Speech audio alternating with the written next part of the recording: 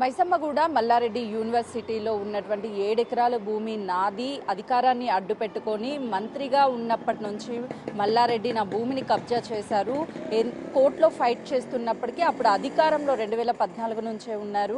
తమ భూమి అంటూ ప్రస్తుతం కోర్టుని ఆశ్రయించారు. న్యాయం జరగలేదు, ఇప్పటికైనా న్యాయం చేయాలి అంటూ పిట్టల యాదయ్య కోర్టుని ఆశ్రయించడంతో కోర్టు రీసెంట్గానే తీర్పునిచ్చింది. రెవెన్యూ అధికారులు సర్వే చేసి భూమి ఎంత ఉంది అనేది మొత్తం డీటెయిల్స్ ఇవ్వాలి అని ప్రస్తుతం బాధితుడు పిట్టల యాదయ్య ఉన్నాడు. అసలు ఆ భూమి ఎవరిది, ఎవరి నుంచి మీకు వచ్చింది? ఇప్పుడు మా నాయనకి 2 భార్యలు మేడం. 2 భార్యలు అయితే ఫస్ట్ ఆమె చనిపోయింది. ఆ తర్వాత మా అమ్మ చేసుకున్నాను, పిట్ల సత్యమ్మ. ఆమెకు నేను పిట్ల యాదగిరి ఒక కొడుకును.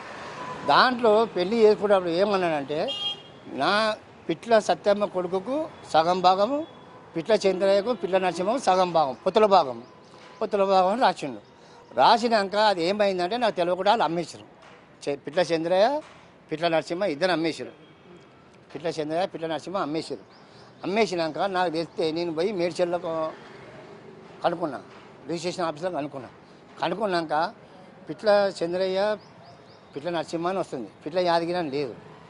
నేను అక్కడి నుంచి పానీలు తీసి నేను కోర్టుకు లాయర్ పెట్టుకొని మాట్లాడుకున్నాక 2 సార్లు 3 సార్లు పోయినాం. అది మన సర్వే దొరకం పోయినాం. 2 సార్లు 3 సార్లు పోతే కూడా ఆపేసారు. సరే ఒకసారి కూర్చొని మాట్లాడదాము, సెట్టింగ్ చేద్దాము అని చెప్పారు. కాకపోయినాక మొన్న పోయినాం. ఇది నవంబర్ 26 తారీఖున పోతే వాళ్ళు ఏమన్నారంటే 2 నెలలు టైం ఇవ్వ అన్నారు. 2 నెలలు టైం ఇచ్చినాం. మళ్ళీ నిన్న పోయినాక మొత్తం సర్వే చేస్తే వచ్చేసింది ల్యాండ్ మొత్తం. అంటే మీకు ఎప్పుడు తెలిసింది మీ సొంత అన్నదమ్ముళ్ళే భూమిని మీ పేరు మీద రాయకుండా మొత్తం వాళ్ళ పేరు మీదే రాసుకున్నారని ఎప్పుడు అర్థమైంది? నాకు ఏదైతే మేము 2012 2013లో మేము కేసు వేసాం. ఎవరి మీద కేసు వేశారు? మల్లారెడ్డి మీద. అంటే మీ సొంత అన్న తమ్ముళ్ళే మల్లారెడ్డికి భూమిని అమ్మారా? అమ్మితే ఎంత అమ్మారు? ఎంత అమ్మారు, ఎన్ని కోట్లకు అమ్మారో నాకు తెలియదు మేడం.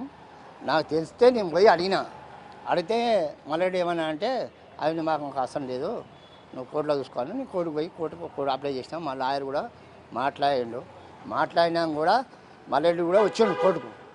అక్కడ ఉన్న బాదిరిపల్లి విలేజ్లో సర్పంచ్ కూడా తొలకపోతే సర్పంచ్లో కూడా మేడం కూడా ఇట్లా బోన్లో నిలబడి చెప్పిండు, ఈయన పిట్ల ఈరయ్య 2వ భార్య కొడుకు. వాళ్ళిద్దరికి చంద్రయ్య నరసింహకి ఎంత తక్కువ ఉంటుందో ఈయన కూడా అంత తక్కువ ఉంటుంది అని చెప్పి. మీ నాన్న రాసినటువంటి వీలునామా అప్పట్లోది ఉందా? ఇద్దరు కొడుకు భార్యల పిల్లలకి కాగితం అయితే ఉంది. అదే కాగితం తీసుకుపోయి నేను కోర్టులో ఇస్తాను. ఇప్పుడు మీ అన్నదమ్ముల్ని అడిగే ప్రయత్నం చేశారా, ఎందుకు భూమిని మీ ఒక్క పేరు మీదే రాయించుకున్నారు అని? అట్లా అడిగితే నీకు అవసరం లేదు, నీకు చెప్పే అవసరం మాకు లేదు, మేము ల్యాండ్ అమ్మేసామంటే ఎట్లా అమ్మినావు, ఎట్లా అమ్ముతావు? నా పర్మిషన్ లేకపోతే నువ్వు ఎట్లా, నా సంతకం ఉందా, రిజిస్ట్రేషన్ లేదు కదా, నువ్వు ఎట్లా అమ్మినావు అడిగినా. మల్లారెడ్డి కూడా అడిగినా, పోటీ చేస్తే ఆయన ఏం సమాధానం చెప్పలేదు. నేను ల్యాండ్ మీద పోయి సర్వే పోతే కూడా ఆపేసాను. 2 సార్లు 3 సార్లు పోతే ఆపేసాను. మా అమ్మ చనిపోలే, మా అమ్మ బతికే ఉంది. అప్పుడు మా అమ్మ కూడా వచ్చింది ఆ ల్యాండ్ కాడికి. అవును, నేను నా మొగుడు కష్టపడిన పొలము నువ్వు ఎట్లా కొన్నావు అని మల్లారెడ్డి కూడా అడిగింది. అడిగితే వాళ్ళు 2-3 సార్లు పోతే సర్వే ఆపేసారు. నిన్న పోయి మొత్తం సర్వే చేసుకున్నాం. అది మీ అన్నదమ్ముల 14 ఎకరాలు ఉంది అని అంటున్నారు. ఇద్దరు పొత్తున 7 ఎకరాలు. ఇప్పుడు మీ అన్న తమ్ముళ్ళు ఎంత అమ్మారు మల్లారెడ్డికి? మీరు అడిగారా మీ అన్నల్ని? మా అన్న నడితే వాళ్ళు ఏమన్నా అంటే 2 ఎకరాలు అమ్మినామన్నారు. ఇంకా మిగతా భూమి ఎక్కడ పోతుందని నేను అన్న, అది మాకు తెలియదు అన్నారు. అయితే మనకేంటంటే మా 14 ఎకరాల్లో 7 ఎకరాలు వాళ్ళకు, 7 ఎకరాలు నా ఒక్క మాట రావాలి. అదే మా సార్ కూడా నేను మల్లారెడ్డి శ్రీనివాసరెడ్డి కూడా అడిగిండు, ఈయన భాగం 7 ఎకరాలు రావాలి. మీ దగ్గర మీ భూమి అంటూ ఏం కాగితాలు ఉన్నాయి? ఇప్పుడు మల్లారెడ్డి దగ్గర ఏమన్నా కాగితాలు మీకు చూపిస్తున్నారా, అసలు మాట్లాడుతున్నారా? మల్లారెడ్డి దగ్గర ఏం లేవు అమ్మ కాగితాలు, ఏం లేవు. ఇప్పుడు చంద్రయ్య నరసింహ మా అన్నలు ఏం చేశారంటే, మా నాయన చనిపోయినాక వాళ్ళ పేరు మీద రిజిస్ట్రేషన్ చేసుకొని అమ్మేసిరాళ్ళు. నా పేరు లేదు. అది ఓకే, వీలునామాలో మీ పేరు ఉంది కాబట్టి మీరు కూడా సంతకాలు చేయాలి, అప్పుడు మాత్రమే రిజిస్ట్రేషన్ చెల్లుతుంది అంటారు మీరు. అంతే కదా మరి. ఇప్పుడు నా ల్యాండ్ నా నా నా వాట నా భాగం నేను సర్వే చేసుకొని తీసుకుంటా. ఒకవేళ ఇష్టం ఉంటే కొనుక్కో, నీకు అవసరం ఉంటే నువ్వే కొనుక్కో. మాకేం అవసరం, నా అభ్యంతరం లేదు, మాకేం అబ్జెక్షన్ లేదు. నువ్వు కొంటా నేను కొనుక్కో, లేకపోతే నేను బయట వాళ్ళు కొనుక్కొని అమ్మేస్తా. వదిలేదు. ఇప్పుడు మళ్ళీ మీరే కొనుక్కుంటారు, కొనుక్కోండి, విన్నావా? లేదంటే మేము అమ్మేస్తాం, వేరే వాళ్ళకి అమ్ముకుంటాం. నేను సర్వే మొత్తం ఏసీపీ వాళ్ళందరూ వచ్చారు, విన్నావా? వాళ్ళందరూ వచ్చారు, మాట్లాడినాము, అంతా కొలిచినాము, గొలుసులు పెట్టి కొలిచినాము, అంతా అయిపోయింది. అయితే యాదగిరి వాట వాళ్ళు ఏమన్నారంటే యాదగిరి వాట 7 ఎకరాలు వస్తుంది వాళ్ళు కూడా ఒప్పుకున్నారు. వాళ్ళు కూడా ఒప్పుకున్నారు. మా సార్ ఏమన్నా అంటే నీకేమైనా అయితే నేను యాదగిరి అని చెప్పేసి కథ. అంటే 2010 మీకు కావాలి వచ్చారు, ఇంకా ఎందుకు న్యాయం జరగలేదు అనుకుంటున్నారు? ఇన్ని రోజులు న్యాయం జరగాలంటే మేము ల్యాండ్ మీదకి పోతున్నాము, సర్వే దొరకపోతున్నాము, కొలుతుంటే కూడా వాళ్ళు అడ్డం వచ్చారు. కొలవద్దు, ఏదైనా కూర్చొని సెట్టింగ్ పెట్టుకొని మాట్లాడదామని చెప్పారు. ఒకసారి అయింది, 2 సార్లు అయింది, 3 సార్లు అయింది, 4 సార్లు అయింది, 5వ సారి పోయినాం మొన్న నవంబర్ 23 తారీఖు నాడు. ఆ రోజు కూడా ఏమన్నారంటే లేదండి ఇప్పుడు అన్ని కాలేజ్ పిల్లలు ఉన్నారు, ఇప్పుడు వద్దు 5 గంటలకు చేయమన్నారు. 5 గంటలకు సర్వే ఏమన్నారు, నాకు 5 గంటల టైం ఉంటుంది గవర్నమెంట్ రూల్ ప్రకారంగా, నేను వెళ్ళిపోతా, మళ్ళీ మండే పెట్టుకుందామని చెప్పారు. నిన్న మండే పోయినాం, సర్వే చేసినాం. సర్వే చేస్తే నా వాట నాకు 7 ఎకరాలు వచ్చింది. వాళ్ళకు ఓంగా. మల్లారెడ్డి గతంలో ఎంపీగా పనిచేశాడు, మంత్రిగా పనిచేశాడు. సో అధికారం మొత్తాన్ని అడ్డు పెట్టుకొని ఇదంతా అధికారంలో నేను ఉన్నాను. నువ్వు 14 ఎకరాలు నువ్వు ఎట్లా కబ్జా చేస్తావు? ఎగ్జాంపుల్, నువ్వు అట్లా ఏది కదా గరీబ్ బీద వాళ్ళకు నీకు ఓటేసి గెలిపించే వాళ్ళకు నువ్వు నోట్ల మన్ను పోతా అంటే ఎట్లుంటే చెప్పు. నువ్వే మా నాయకుడు, నువ్వే మా దేవుడు అని చెప్పేసి ఇన్నేళ్ళ నుంచి నేను అధికారం టీఆర్ఎస్లో ఉన్నప్పుడు గెలిపిస్తే నువ్వు ఏం న్యాయం చేసావు? నోట్ల మన్ను పోసిన తప్పకున్నావు. వాళ్ళు అమ్మిరు, అమ్మిన దొరకరాపని చెప్పిన. నీకు ఎవరైతే ల్యాండ్ అమ్మిరో వాళ్ళని దొరకరా, వాళ్ళు లేరు. ఆ చంద్రయ్య నరసింహ వాళ్ళు ఇద్దరు చచ్చిపోయారు. నేను పోయి సర్వే చేస్తే పిట్ల యాదగిరికి సగం భాగం 7 ఎకరాలు, పిట్ల చంద్రయ్య పిట్ల నరసింహకు సగం భాగం. ఇప్పుడు ఈసీలు అవన్నీ తీసినా ఉన్నటువంటి 14 ఎకరాలు ఎవరి పేరు మీద వస్తున్నాయి? అసలు ఈసీలు తీసారా మీరు? నేను ఈసీలు ఏం తీయలేదు మేడం, పాలన తీసేసి మా నాయన 1965 నుంచి 65, 66, 67, 70, 75, 76 అప్పటిదాకా తీసేసి మా లాయర్కి ఇచ్చిన, మా సార్కి ఇచ్చేసాను. మా సారే మొత్తం మాట్లాడుకున్నాడు. నిన్న కూడా పోయి మాట్లాడాడు. మల్లారెడ్డి కొడుకు వాళ్ళ బామ్మాడి వాళ్ళ తమ్ముడు అందరూ వచ్చారు, వాళ్ళతో మాట్లాడాడు. సరే సర్వే అని తొలిస్తా, మీరిద్దరు పోయి మేమిద్దరం పోతామని చెప్పి వాళ్ళు పోయి 5 మంది పోయి సర్వే చేసుకొని వచ్చారు. ఇప్పటికే కోర్టు కూడా తీర్పిచ్చింది సర్వే చెయ్యాలి అని చెప్పేసి. అంటే మీకు న్యాయం జరుగుతుందని నమ్ముతున్నారా? మాకు న్యాయం జరుగుతుంది, మాది ఏం తప్పలేదు కదా, మేము దొంగతనం ఏం పోతలేం కదా, న్యాయంగా పోతున్నాం కదా, రియల్గా పోతున్నాం.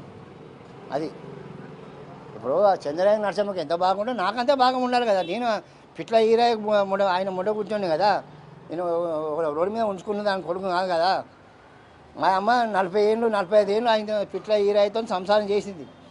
కొట్టి మా అమ్మను మొత్తం ఇంత కాలం ఇంత చేసి పంపిస్తే మా మేనమామ దగ్గరకు వచ్చి బతికిచ్చింది, మనం పెద్ద చేసింది. మా అమ్మ పెద్ద చేసాం కూడా మేము కొన్ని రోజులు అయినాక మేము పోయి ఇప్పుడు చంద్రయ్య చేసుకున్నాం, నా భాగం నేను చేసుకున్నా. కొన్ని రోజులు ఒక 10 ఏళ్ళు చేసుకున్నాక 2 సంవత్సరాలు వర్షాలు వల్లే ఫుల్ ఎండలు సరే అని దాన్ని పొలం చేయకుండా పెండింగ్లో పెట్టాక వీళ్ళు ఏం చేశారంటే వీళ్ళు తీసుకుపోయి మల్లారెడ్డికి అమ్మేశారు 2 ఎకరాలు.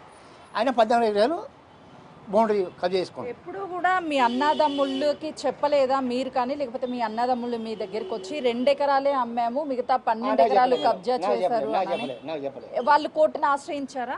వాళ్ళు కోర్టుకు ఆశ్రయించలేదు, ఏం చేయలేదు, నేనే పోయిన కోర్టుకు. ఎందుకని అంటే 12 ఎకరాలు కబ్జా జరిగింది అని తెలిసినా కూడా ఎందుకంటే వాళ్ళు కలిసి డీల్ ఏమన్నా చేసుకొని డబ్బులు ట్రాన్సాక్షన్ చేశారనుకుంటున్నారు? చంద్రయ్య నరసింహ లేని మేడం, వాళ్ళు ఇద్దరు చచ్చిపోయారు. నువ్వు మల్లారెడ్డి నువ్వు నా పర్మిషన్ లేదు, ఇతను నా పర్మిషన్ లేకుండా నా సంతకం లేకుండా చంద్రయ్య నరసింహ నీకు ఎట్లా మీరు నువ్వు ఎట్లా కొన్నావు? నేను బౌండరీ కడతా నేను పోయి అబ్జెక్షన్ చేశా, ఈ ల్యాండ్ నాదని. చంద్రయ్య నరసింహ ఇద్దరు చనిపోయారు. మల్లారెడ్డిని కూడా కోర్టుకు పిలిపించింది మేడం, నువ్వు ఆయన ల్యాండ్ ఎట్లా కొన్నావు, ఆయన బాగా నువ్వు ఎట్లా కొన్నావు, ఆయన పర్మిషన్ ఉందా, ఆయన సంతకం ఉందా అని అడిగిండు. కోర్టులో కూడా అడిగిండు. ఆ ఊరు సర్పంచ్ కూడా వచ్చిండు. ఈ ట్రాన్సాక్షన్ మొత్తము 2 ఎకరాలు రిజిస్ట్రేషన్ అయిందని మీరు చెప్తున్నారు. మిగతా 12 ఎకరాలంతా మీరు చెప్పినటువంటి వ్యక్తులు చనిపోయిన తర్వాతే వాళ్ళ పేరు మీద ట్రాన్స్ఫర్ అయిందా మల్లారెడ్డి పేరు మీద?